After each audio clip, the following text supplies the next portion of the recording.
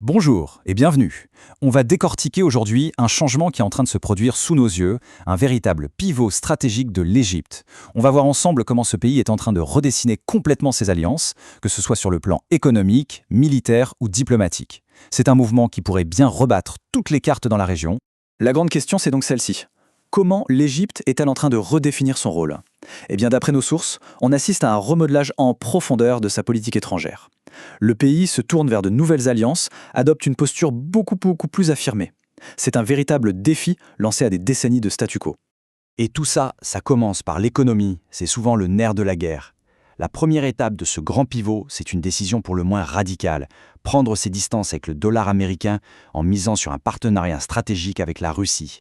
Ce chiffre, il est particulièrement parlant. Selon le ministre russe du Commerce, près de la moitié des échanges entre les deux pays se fait maintenant en dehors des monnaies occidentales classiques. Attention, ce n'est pas un détail technique, c'est une véritable déclaration d'intention politique et économique.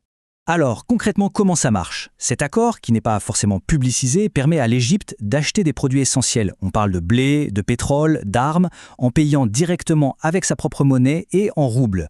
C'est une stratégie frontale pour sortir de la domination du dollar. Et d'ailleurs, cette approche pourrait s'étendre avec des discussions pour faire de même avec le yuan chinois et la roupie indienne. Et au-delà de la monnaie, le partenariat s'ancre physiquement sur le territoire. La création d'une immense zone industrielle russe près du canal de Suez, un endroit ultra stratégique, eh bien c'est un signal très fort. Ça parle d'intégration économique sur le long terme, mais surtout de transfert de technologie. Ce virage économique s'accompagne d'une transformation militaire qui est tout aussi spectaculaire. On va voir maintenant comment l'Égypte est en train de rééquiper son armée en changeant là aussi de partenaire et même de philosophie. Alors là, on a un chiffre qui a de quoi surprendre. Un rapport du Washington Post nous dit que les achats d'armes de l'Égypte à l'étranger ont chuté. Et pas qu'un peu, une baisse de 74%. La question saute aux yeux, bien sûr. Comment est-ce que les dépenses peuvent s'effondrer comme ça, alors que sur le terrain, tout indique que la puissance militaire égyptienne, elle, se renforce ? La réponse, en fait, elle est dans un changement complet de doctrine. Et voilà le point clé. La stratégie, ce n'est plus d'être un simple client qui achète des armes sur étagère, non. L'objectif, c'est de devenir un producteur, d'acquérir le savoir-faire pour construire soi-même des systèmes d'armes très avancés et pourquoi pas, un jour, les exporter. Et pour ça, selon des sources du renseignement français, un accord majeur avec la Russie serait en jeu.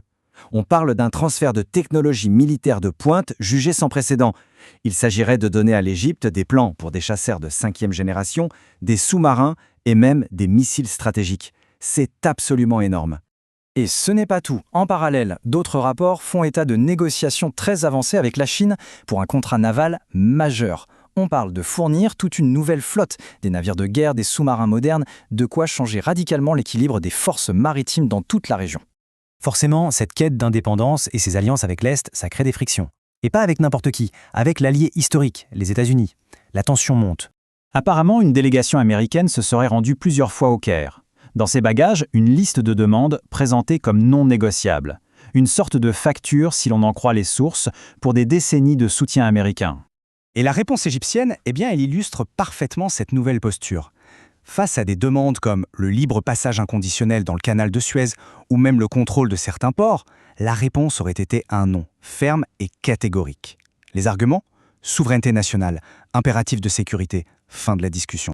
Pour finir, on va voir l'impact de tous ces changements sur l'équilibre régional, et en particulier sur la relation avec Israël, encadrée depuis plus de 40 ans par un traité de paix historique. Cette phrase, elle est terrible. Tirée de médias israéliens, elle résume un sentiment qui monte. Dans les faits, sur le terrain, les actions récentes de l'Égypte auraient tout simplement vidé l'accord de paix de toute sa substance. Et les faits qui appuient cette affirmation sont nombreux.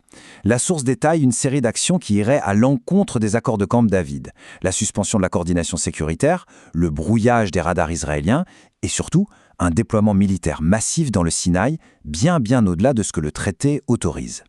Le chiffre avancé par des sources israéliennes est impressionnant. Le nombre de soldats égyptiens qui seraient désormais déployés dans la péninsule du Sinaï aurait atteint le seuil d'1/4 million d'hommes. Alors que l'Égypte trace cette nouvelle route, beaucoup plus indépendante, en s'éloignant de ses alignements traditionnels pour forger de nouveaux partenariats, une question fondamentale se pose. Est-on en train d'assister à la naissance d'un nouvel ordre régional avec une Égypte qui reprendrait un rôle de leader ? L'avenir nous le dira.